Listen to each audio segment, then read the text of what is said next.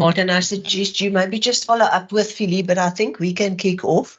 And good day, everyone, with whatever part of the day it is for you. It's really nice to see everybody on screen. It's always better to see you face to face, but it is a nice opportunity for us to have this public session with you, Gabriela. Gabriela, welcome. I see we also have Ken. Nice to see you, Ken. And then James, and we have Tom online as well. And welcome to all the board members. This is day 2 for us.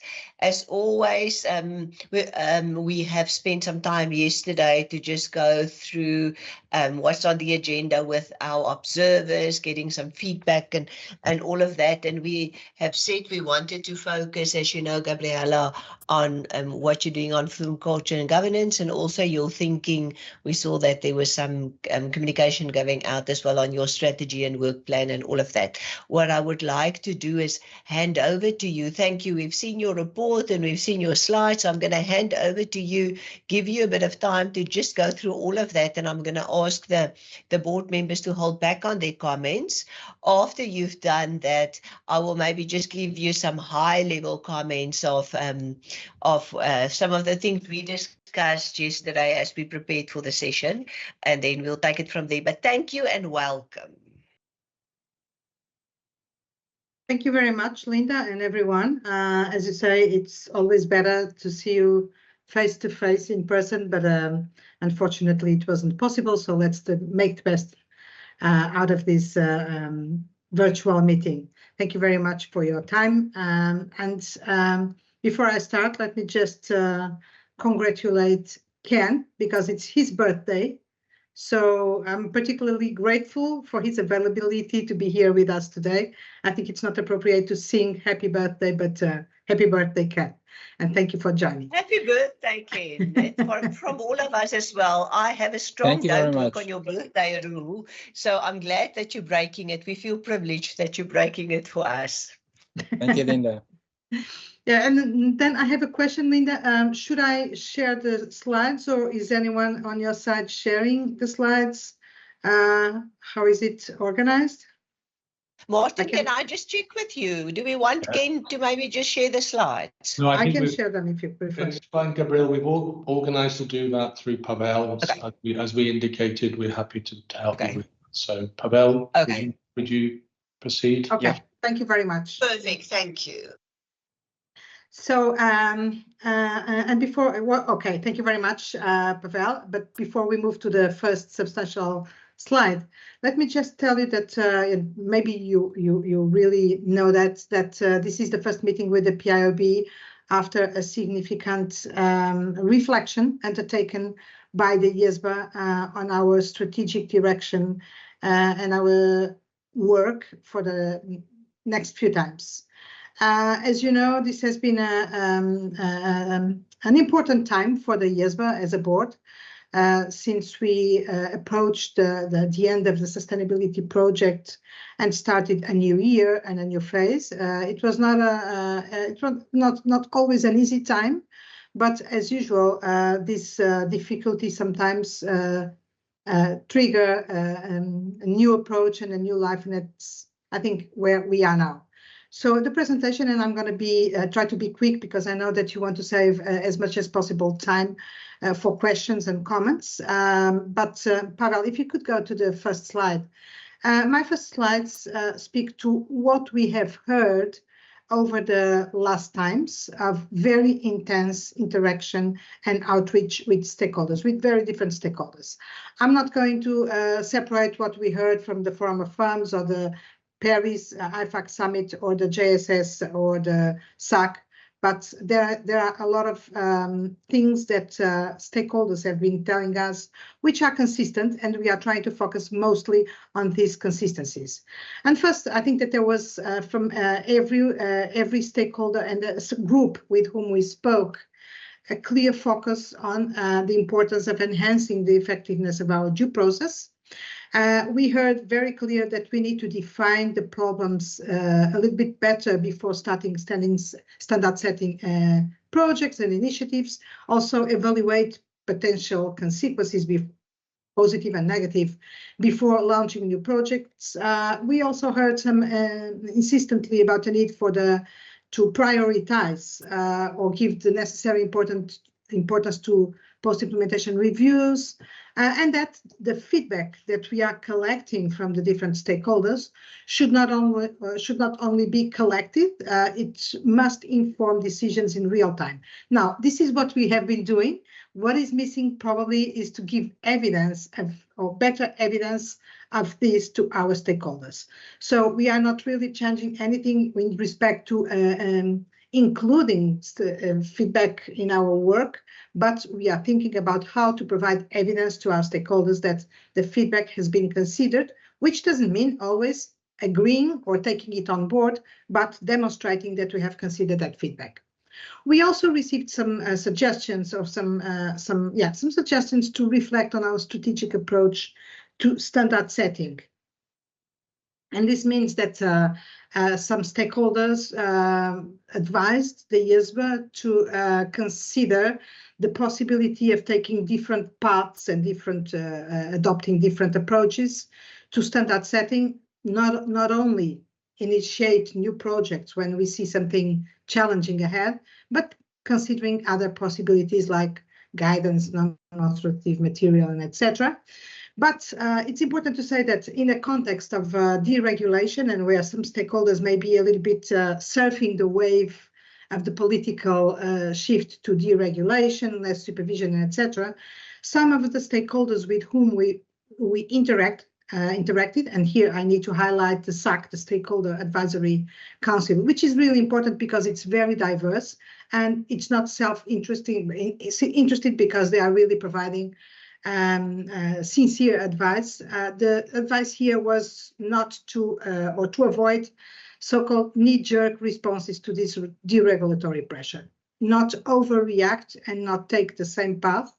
There was a clear message that we are expected to focus on our long-term mission, and that long-term missions are not compatible with navigating these political trends in a too reactive way. So the advice was keep your pace, be aware of your mandate, keep your pace. Of course, if there are things to adjust, you should adjust, but let's not forget that you are standard setters and never put a fence down before thinking why it has been put there. So next slide, please. There were also comments about the importance of using technology in our work, and of course focusing on adoption and implementation. And this focus on adoption and implementation is mostly aimed to ensure additional or more robust implementation of the IESBA standards and global consistency in this implementation. So the support that we are asked to provide to stakeholders has been very significantly flagged by our stakeholders from all groups. There is a clear awareness of the importance of the standards that the IESBA has been issuing over the last times, and the need to provide the necessary support for these standards to be appropriately implemented, absorbed, stabilized, robustly embedded in the work of the practitioners and other users. So we also heard about the need to enhance stakeholder engagement, and thus this was not necessarily to do more in terms of outreach and engagement, but to do better, to improve our communications, to improve our relationship, to make it more institutionalize it a little bit more in some cases, to use more agile channels to ensure engagement with stakeholders. And this was a very strong message from the Stakeholder Advisory Committee, I would say, from the JSS, the jurisdictional standard setters, from some individual stakeholders, but in some way also from the profession, that we need to better articulate our value proposition. Stakeholders need to understand why these standards are important. They need to understand the link between standard ethics, standard setting, and value creation, growth, development, resilience, etc. This was a very strong message that we are taking on board. And on the basis of everything, or not on the basis, alongside everything that we have been hearing from our stakeholders, the external input from our stakeholders. Next slide, Pavel, please. The IESBA has also been undertaking a careful reflection, internal reflection as a board about risks and opportunities. Of course, this reflection, which started mainly in March, in our March board meeting, with an exercise of assessing the board and staff's understanding of which are the main risks and the main opportunities for this board.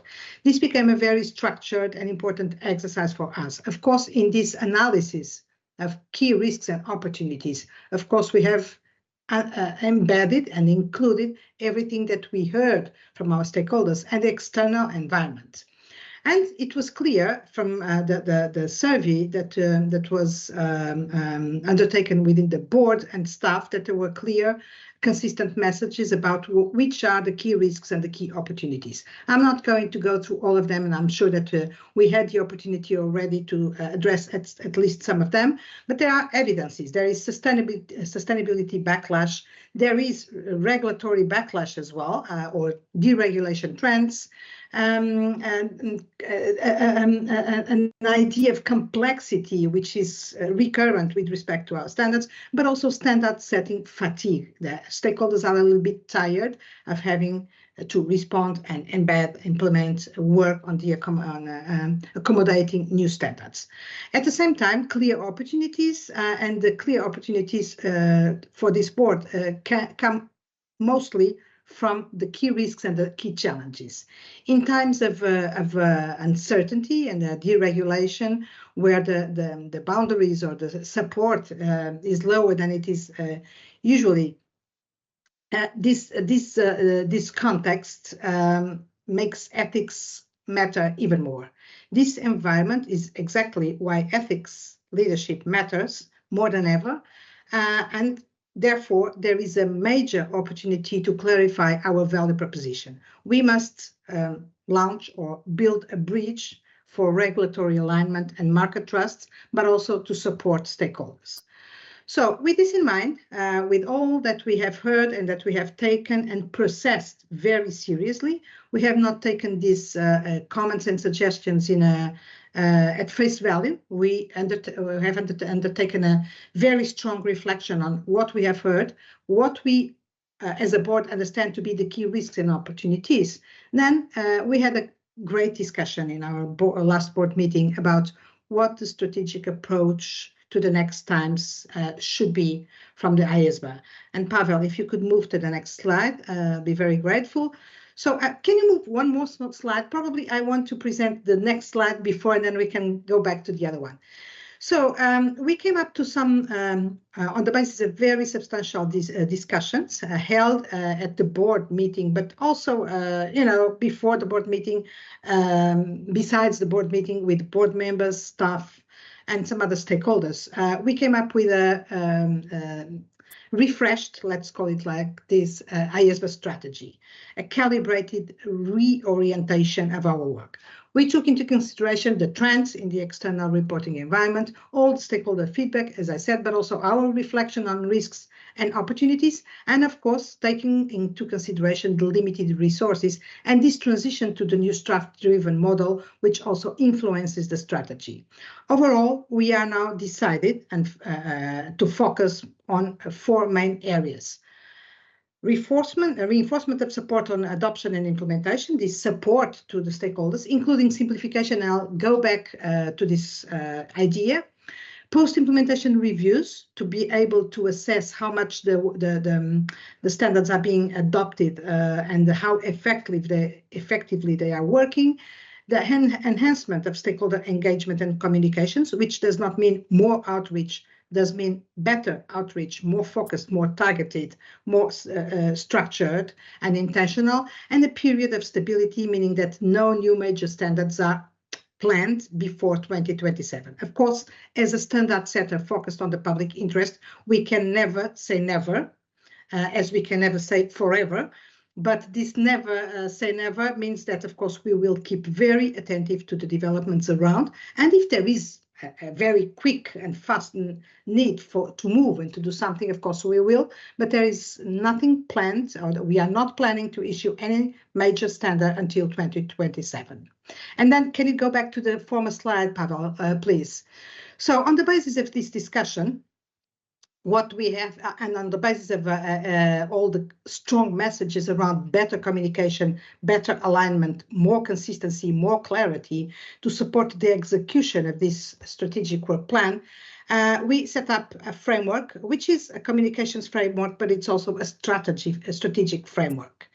This is the so-called SMART, IESBA SMART framework, and SMART stands for simplification, mobilization, adoption, responsiveness, and targeted action, which we believe to respond to most of the considerations and advice that we have been hearing. It responds to increasing complexity and in ethical expectations. It responds to the risks of fragmentation and inconsistency. It responds to the need to make everything, the standards, more accessible, but also to keep our work and the code fit for the future, including in digital sustainability-related changes, etc. So it's really a framework to make sure that going forward we have some lines which will allow us to be not only aligned around some objectives, around some lines of action, to be operationally consistent and to be clear in everything that we do about our focus on achieving all these 5 objectives. Next slide, please, Pavel. Yes, this one. So on the basis of these decisions and this direction that we have taken or decided to take, we have made calibrated and approved calibrated adjustments to the IESBA work plan for 25-26. So these new slides, and I'm not going to go into the details, I'll be ready for any questions that you may have, but the red ones show what has changed. So we are taking what's the ongoing work. Of course, we will not stop it, but we have decided to resequence the standard setting and NUM work streams on farm culture and governance, which means that differently from what we had decided, we are not going to prioritize the standard setting activity, but rather the NUM activity. And I'll go back to this topic afterwards. All the rest, with respect to the ongoing work, remains as is, but with a clear focus on adoption and implementation, better communication, and leaving room in our resources for any emerging and urgent issues. Next slide, Pavel, please. So 25-26, with respect to the planned work that was due to commence. Some of them are not, or most of the plans are staying as they were, but we are accelerating the post-implementation review on the restructured code, given all the comments that we have been receiving on the complexity of the code, on the need to make the code more accessible, more readable, more user-friendly. So this is being anticipated to 2025, and we are putting on hold 2 planned areas of work, which is the one on exploring extending the impact of the code to all preparers of sustainability information and business relationships. And this will allow us to pause a little bit and save resources for what is needed. Next slide, please, and it's the last one. So on farm culture and governance, and this is probably the project where the shift of the strategic direction is more visible. We, as I was saying, decided on the basis of everything that we heard, on the basis of the feedback of the roundtables that we organized and the reflection undertaken, we concluded that there is a wide support for the project, a wide support and suggestions to prioritize non-authoritative material, and the feedback received was particularly useful in that respect, but there was still some doubts about the need for and the effectiveness of a standard in preventing and working on ethical failures. So on the basis of these considerations, we decided to resequence and adopt a phased approach to the to the firm culture and governance work. Until the end of this year, we are going to be working on IESBA viewpoints on the 8 elements of the framework. And these viewpoints will help us engaging further with stakeholders, having further discussions and reinforce our own thinking and our own position with respect to these 8 elements.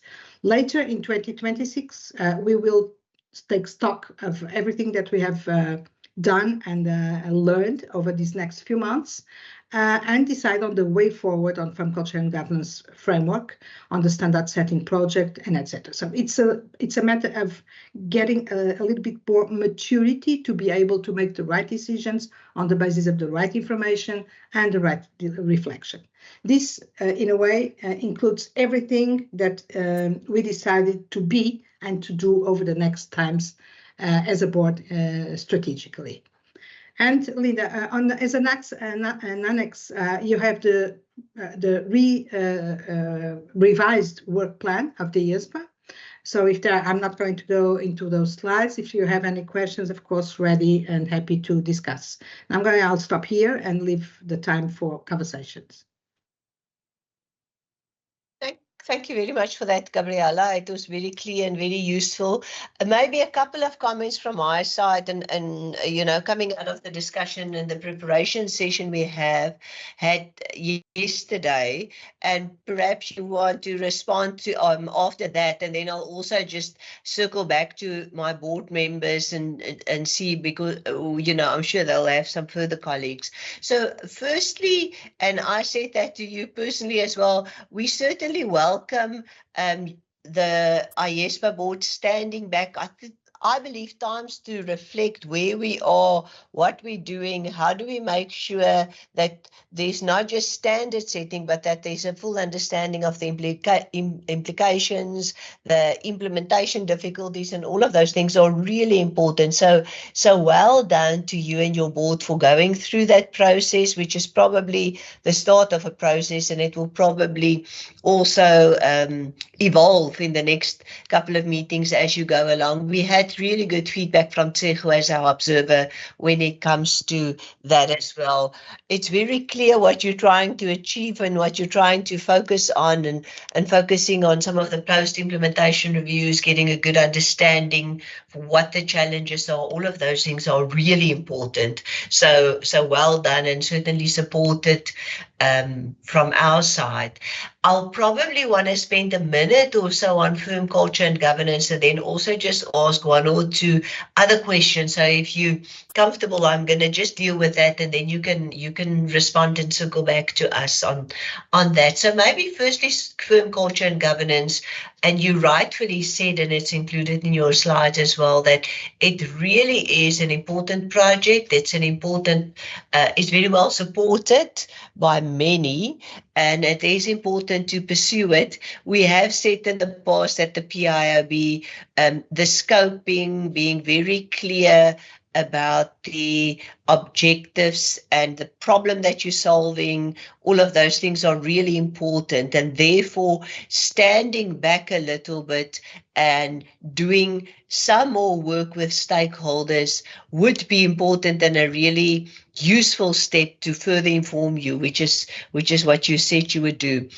We would obviously just always say, remember, this is not something that you want to drop, but there's something that you want to pursue, but that you want to pursue responsibly. And what I heard you say was, maybe I'm paraphrasing, but was it's necessary to do it, to resequence in a way that we make sure we fully understand the issues and we fully take our stakeholders with us, which is very important, because this is quite a greenfields project, and you've done lots of greenfields projects over the past while, and to make sure you fully understand it and take stakeholders potentially, as you said, start with non-authoritative material, and then as you explore that and understand the impact, go into standards would be a really sensible way forward.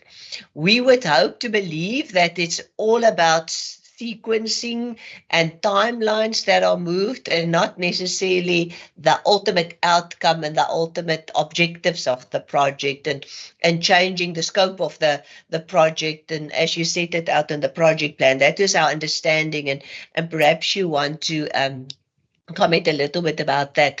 Also, the communication around that would be important, because it is important to never take the emphasis off the importance and how important this project would be, also for the credibility, continuous credibility in enhancing the profession and the image of the profession, especially when it comes to firm culture and governance as topics, because we do hear a lot about that from time to time, sometimes unfairly, but when something goes wrong, that is always a very important topic that comes out, or a question that is raised. So the communication around that, and this is not backtracking and not wanting to take on important projects, but it's meant to be doing it in a responsible way. We believe that's important communication.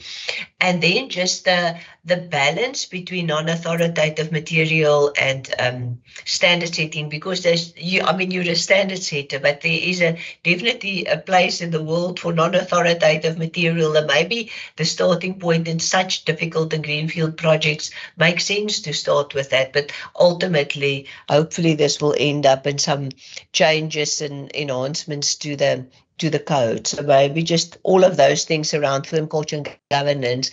And then possibly just an overarching additional comment or question, which I'm sure some of the board members will pick up, and that is, as you're standing back and thinking about all of this and where you are and how do you make this all more accessible and understandable and all of those things, and adoption that you've spoken about, have the board, or will the board stand back somewhere as part of this process and just reconsider I almost want to say the code in its entirety, the structure of the code? We've spoken with sustainability about quite a couple of things in the code where conceptually it's not always clear. Some of the answers are pragmatic, sometimes around non-audit service fees and in which block they fall and so on. The structuring of the code is that part of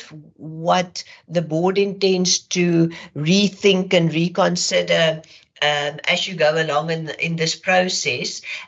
What goes with that too is the concept of the ethics code is very different to the auditing standards in a way, because with the auditing standards, you can't carve out and still say you comply with the IESBA, but with the ethics standards, you do need to be very sensitive to jurisdictional decision-making and regulation when it comes to audit independence and other things. So in a way, a firm or a country can apply the code, but actually take some things away. So it can be code minus, not just code plus. And just the conceptual potential risks when it comes to that. So those are potentially conversations that you still want to have, but maybe it's not meant for this round. But we were just wondering as we prepared what your board's thoughts are on all of those things. Thanks, Gabrielle. I'm going to hand back to you. And while you respond, also give my board colleagues a chance to put their hands up, because I'm sure they've got further comments and questions for you. Thank you very much, Linda. First of all, thank you very much for your initial comments, and not only because they are supportive, but also because it's good to see that the PIB has clearly understood our objectives and our approach. And that's good, because that's what we are trying to do, to be clear and transparent, not only about what we do, but also about why we are doing that. So that's good, and I think it's a good start. Now, So we are trying, yes. We think that there is space and opportunity to refine the description of the problem, of what we want to achieve, and etc. But also to make our own thinking go deeper, and above all, to be able to elaborate very clearly what we want to do with this project. So this is the opportunity that we are looking for over the next few months to clearly state our views, our perspectives on each one of the 8 topics, so that there is no doubt about what we want to achieve, what are the non-negotiables of these 8 topics, and have an opportunity to engage on concrete positions or viewpoints with our stakeholders before we make decisions about the scope of a project, the standard setting, direction, and etc. So I think that this is going to be very useful. What we expect is a very constructive dialogue with stakeholders on the basis of these materials that we are going to develop. Besides that, we are also planning to undertake some initiatives of dialogue and engagement with stakeholders, probably in a less formal way, but which will possibly allow not only the profession, but also the regulators to understand better what we want to achieve with this project. Now, with the resequencing, it's good to clarify that we are not, with this, it's resequencing, and we worked a lot on this word, not to allow any misunderstandings or misinterpretations about what we want to do with this strategic adjustment or calibration. So initially, we had decided and approved that we would put forward a strawman of the standards in June, September, so that there was an exposure draft in December. And then we would do non-authoritative material on the basis of the standard. So the idea now is to do it the other way around, is to advance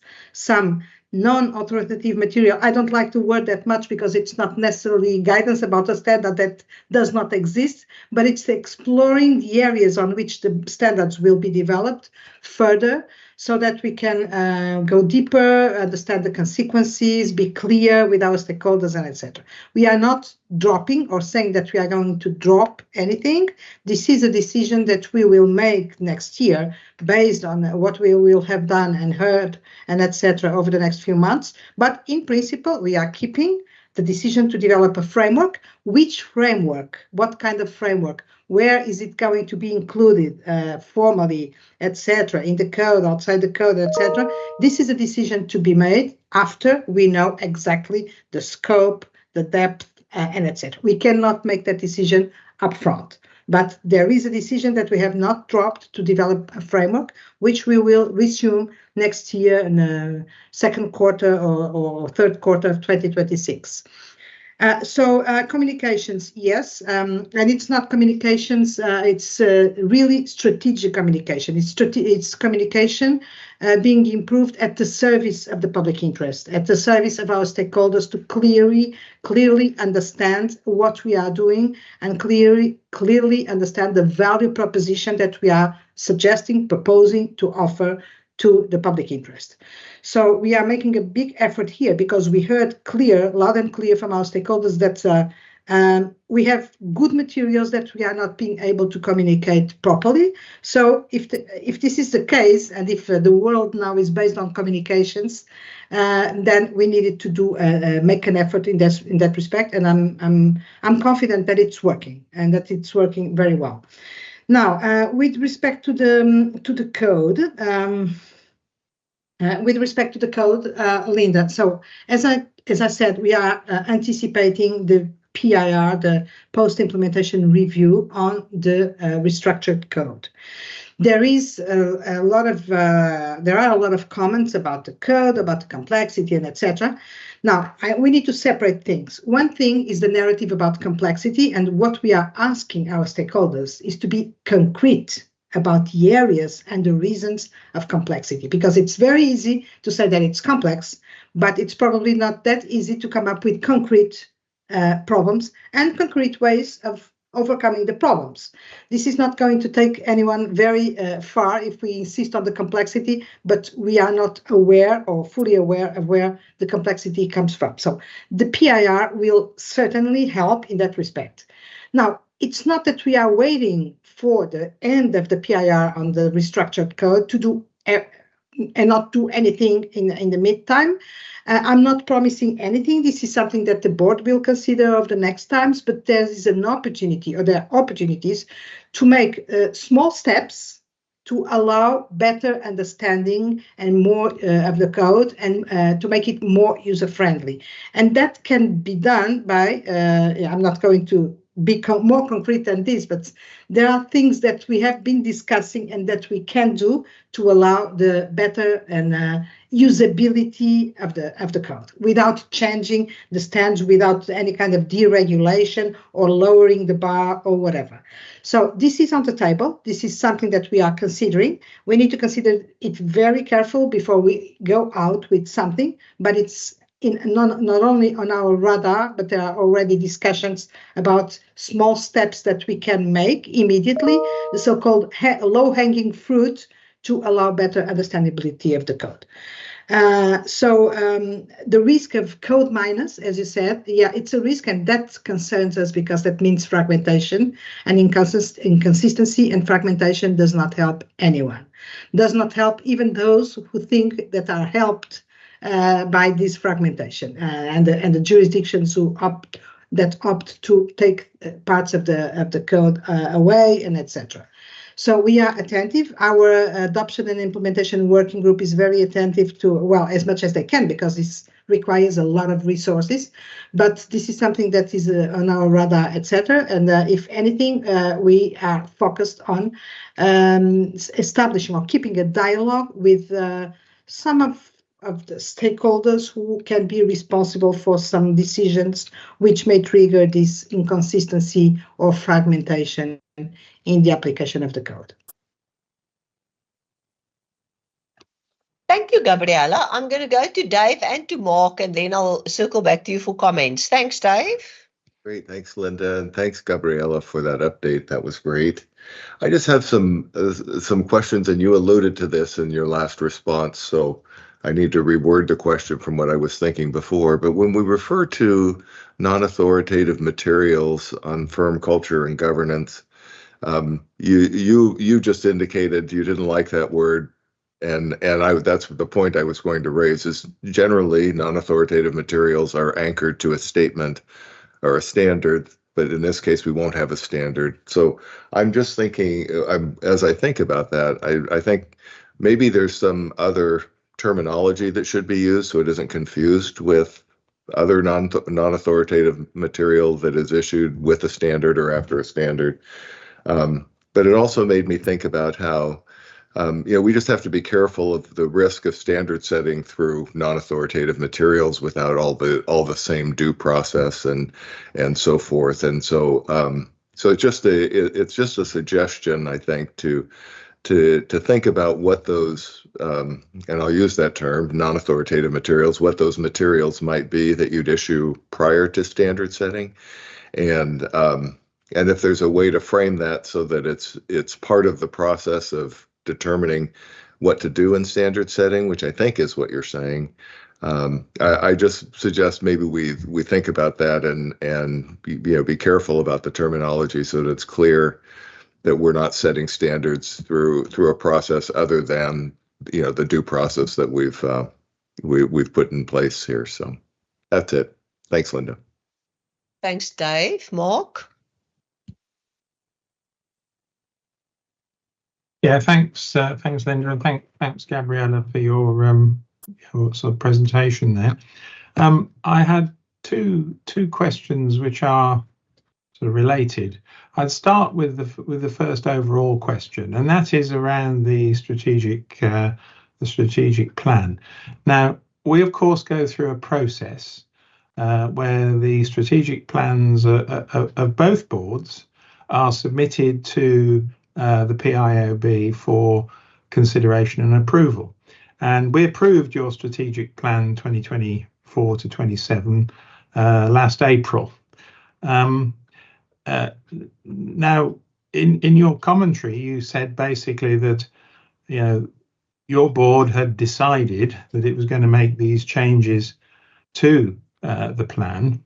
Don't you think actually, if you're making significant changes to a plan which has been approved by the PIOB, you should first come back to the PIOB with your proposals and seek the PIOB's approval of those proposals?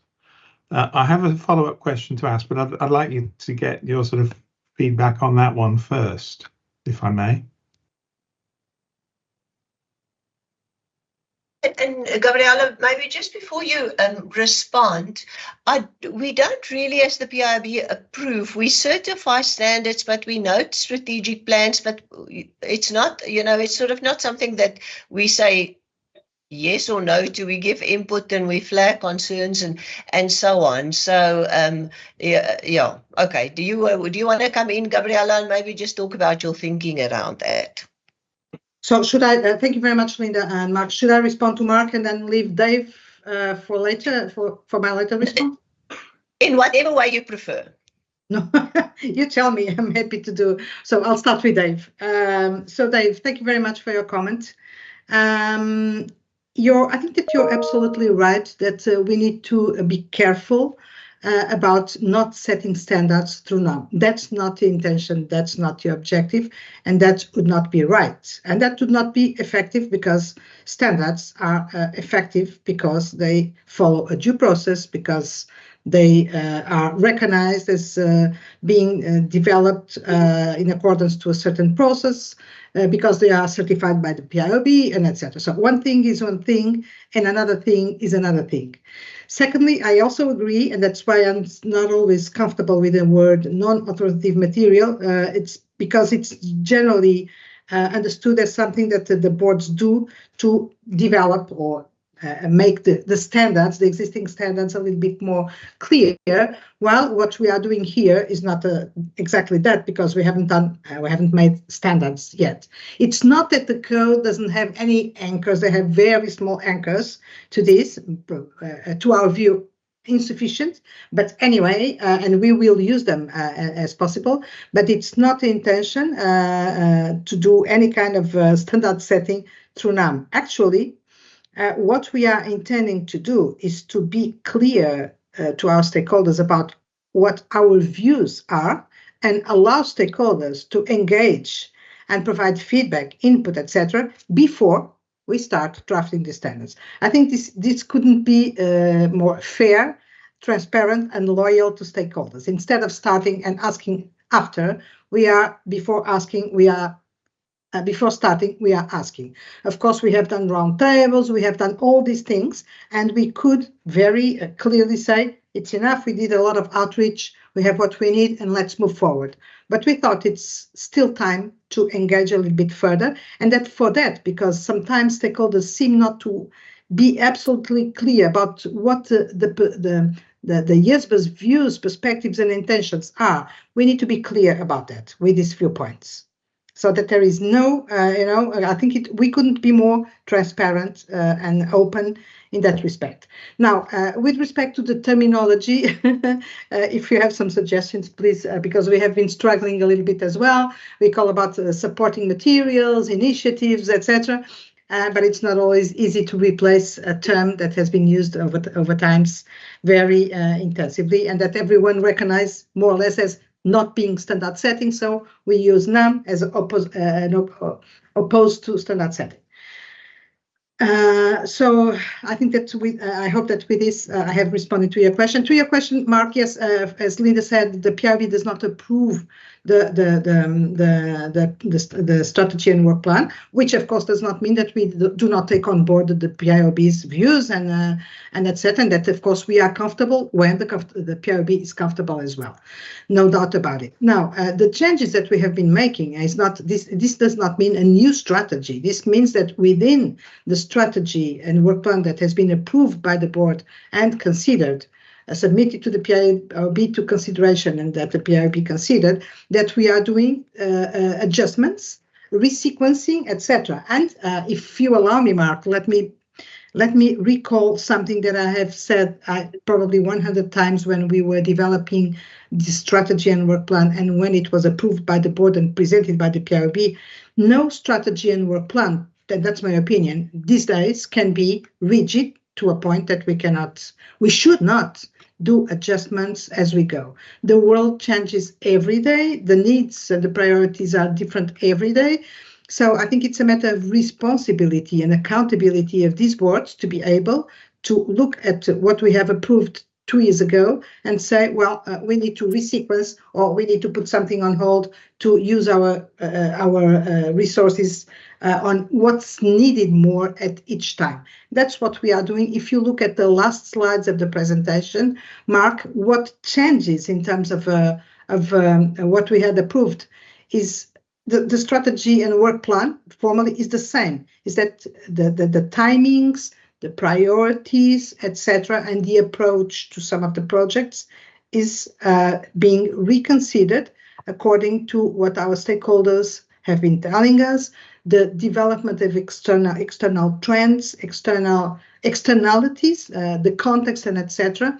So, of course, I'm bringing this here. I couldn't, we could have just done this, but I'm bringing this here exactly because I want to hear from the PIOB what your understanding is about the changes that we have made, or the adjustments, the calibrations that we have made in our strategy and work plan. And of course, happy to hear from you. Thanks. And Mark, you said you wanted to come back with another question? Yes, I did, and I take that on board. I mean, the PIOB did issue a press release in April last year. I've just had a look at it, and it basically doesn't approve the plan. You're quite right, but it says that the plan has been prepared in accordance with due process. So, I take on board the fact that you can't have a rigid plan. And just not change it at all in light of circumstances. So I accept that. But as a follow-up to that, I'd now like to just focus specifically on the firm culture and governance project. Now, that was included in the strategic plan, and the intention was that there would be some sort of standard or code introduced. And this, of course, this project was in response to the requests and needs of various stakeholders. Now, and I know you've had your roundtables to do lots of outreach on this project. But looking at it from an external point of view, it just strikes me that the move away from preparing a code to preparing non-authoritative materials has been largely driven by feedback from the profession and the accounting firms to the effect that they don't need a code, and they don't want a rigid code, etc., etc. And much the same as you get, or we got, say, in the UK from corporates when the corporate governance code in the UK was first introduced in the 90s. It was, well, we don't really need a code and what have you. And it just, from an external perspective, I think the optics of that are that people might get the impression that the board has been unduly influenced by the profession in changing tack, and I think there's that needs to be handled very carefully. My second point is on this reliance on non-authoritative materials, and I think Dave made a good point about use of terminology here, but there is a problem that material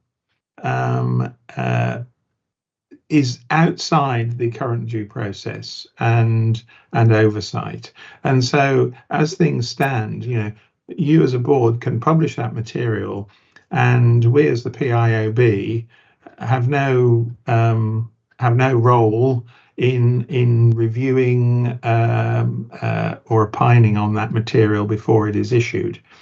And it's not only in relation to firm culture and governance. I mean, I know you are shortly going to issue a staff alert on PE, for example, and we have not seen a draft of that. As far as I'm aware, there are no plans for us to see a draft of that. I think my point is, if you as a board are going to rely more on non-authoritative material, or whatever term we use for it, I think we need to, as a standard-setting group, if you like,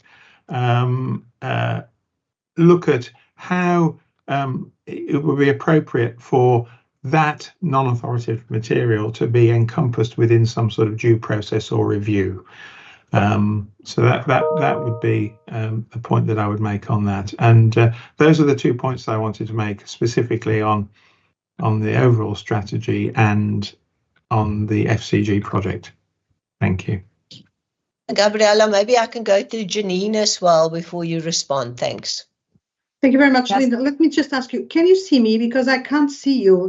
You all disappeared from my screen. But if you can see me, it's okay. We can see you. Okay, fine. Okay, hello, Gabriella. Thank you for your presentation. I have also a follow-up question on the firm culture and governance and the NAM in particular. And some of my comments have already been discussed, or questions were raised. But there's one thing I like to understand a little bit better. And that is, well, the NAM that needs to have a different kind of term. And then I was wondering, is it then a sort of thought leadership paper that you have in mind? But there is already this lengthy paper, that final paper that was actually the kickoff of the project, that highlighted all the areas that are relevant for this project and to be further worked on. So this product for 26 that you have in mind, which is then not a standard setting product, but something something else, and also not NAM. What is the objective of that, and what do you want to achieve with that, in addition to what is already out there? It's not clear to me yet. Thank you. Thanks, Gabriella. Back to you. Thank you very much. I keep on not seeing you, but that's not a problem. I hope you don't have angry faces. So, Mark. Everybody looks quite chilled, Gabriella. Don't worry. Yeah. So, Mark, I'm not going to call it by the name that I think you wanted to call it, but you are suggesting that the recalibration or resequence, which is really the word that we are decided to make on from culture and governance, has been mostly driven by some objections from the profession, and that's not exactly like that. Of course, we heard from the profession, and the profession was generally not very comfortable with the project, besides other possible reasons, and I'm not going to speculate, because I think it wasn't clear for them what the IESBA wanted to achieve and how with this project. There was some unclarity, uncertainty, and you know that uncertainty and unclarity brings fear. So we thought that it would be important to make them, not only the profession, and I'll go to the other stakeholders, but to make stakeholders in general more comfortable, fearless, by understanding better what the IESBA wanted to do, why, what was the public interest issue that we were trying to achieve, even if we did a lot in trying to explain it. This is, as Linda mentioned, this is a green area where almost nothing has been done since today. So it's difficult for people to foresee what this thing is going to be. That's why, and that's not about pressure, this is not about undue influence, this is really about a very thoughtful process of the IESBA of making sure that we are accountable to the commitment or for the commitment of being transparent and clear about what we want to achieve.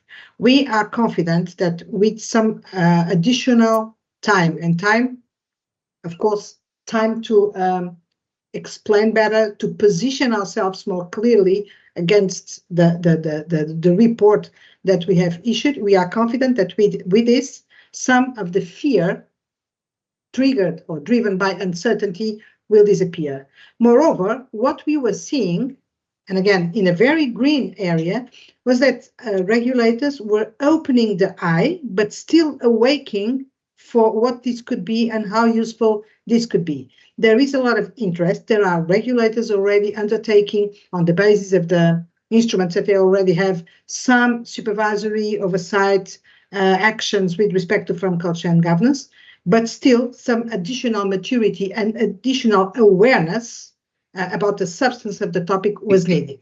And that's why we decided to do it in a resequenced way, to go out with some, and now I'm responding to Janine at the same time, go out with some one-page, well, maybe two, but not more than that, materials on each one of the topics, so that stakeholders, the PIOB as well, may understand what we understand to be each one of these topics and how we are going to address them. So this is not about dropping, this is not about giving up, this is not about a race to the bottom, this is not about knee-jerking, nothing of that. It's about being more responsible and doing what we want to do, which is still the same, in a more responsible and more transparent way. And if possible, and as possible, bring stakeholders along with us in this project. And the fact, Mark and PIOB board members, is that very interestingly, and I'm happy with that, some firms are already putting in place over the last months a few things that the report already says that it would be important and that we would probably work in that direction. And can give you examples, not here, but there are very, very significant examples of situations and firms in different parts of the globe which are putting in place already a few things that we had considered and put forward as for consideration as possible elements of a future framework. So this is working, and that's the objective. We are not self-serving. We work for the public interest, and we want these developments to happen. On the NAM and what it means, the process and etc. Mark and also somehow Janine, what we have heard extensively in the roundtables that we have organized, 4 roundtables in 4 different parts of the world, very diversified stakeholders, was a consistent support for to prioritize, let's call it like this, non-authoritative material, or whatever we want to call it. That was the great support that we had, both from the profession, but also significantly from other stakeholders, named the regulators, like, show us what it means before we can take a position. So this doesn't mean, again, anything, and I already responded to Dave. We don't want to set standards through NOM, and the fact that these materials are not authoritative, it's the reason why they are not included in the due process, because they don't have the nature of an authoritative standard. So jurisdictions, firms, etc., are free to decide to take them on board or not to take them on board, and that's why a very robust due process with certification from the PIOB, etc., has not been considered as being needed for this for these materials. Now, will they influence? We hope so. We hope that they will influence stakeholders in taking a position once, if and when an exposure draft comes out, and they are very clear and very sure about what the IESBA wants to achieve with these materials.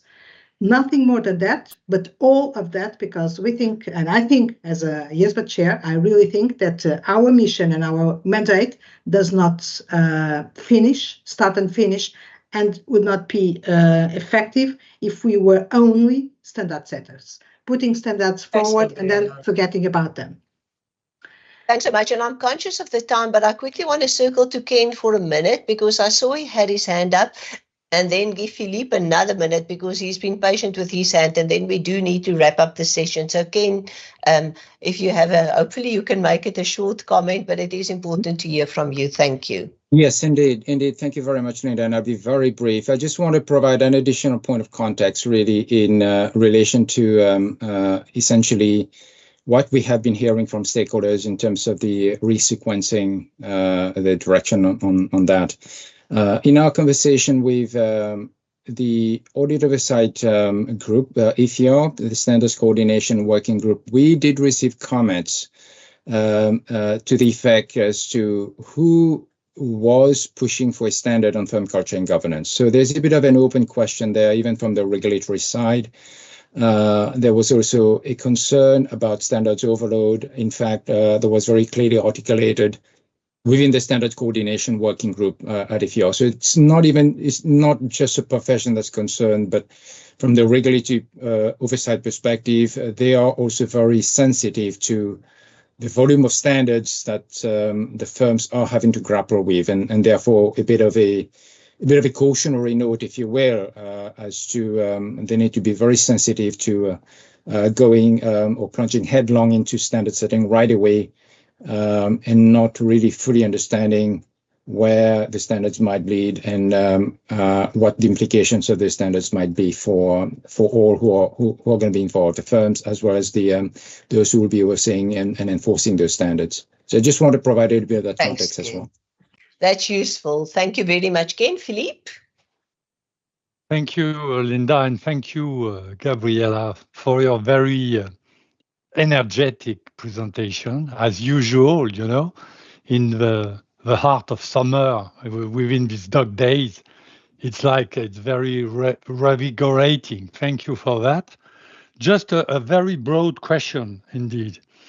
In the context of your strategic thinking, did you consider the possibilities of designing new ways of working in connection with the IESB? I mean, you know, there are different forms we can contemplate, from separate working, coordination, and at the top of that, some common, I would say, projects.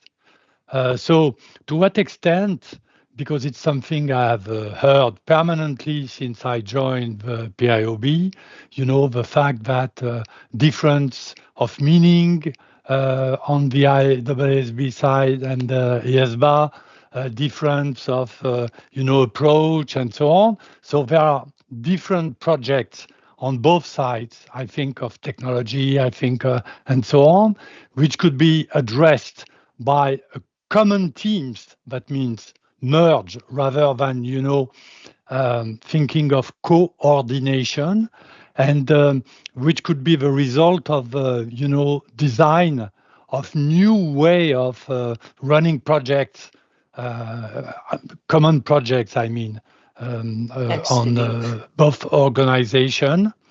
And so I'd like to have your view on that. Thank you, Linda, for your comprehension. Thank you so much. And we are going to have a detailed session in the next round with Tom and Gabriela on common projects, joint projects, coordination, and all of that. So I don't think this is a question with a quick answer. So I am going to just leave the seed there with you, James. I see James's hand is up as well, James and Gabriela, and we're going to let it stand over for the next time because I think it warrants a more fulsome conversation at our next meeting. Gabriela, thank you very much for your time. Thank you, Ken. It is very, and maybe I'll just sort of in summarizing what we've heard, it is very important for us that the standard setting board applies their mind like you did, and apply your mind freely and independently, and listen to your stakeholders and decide which is the most appropriate way forward.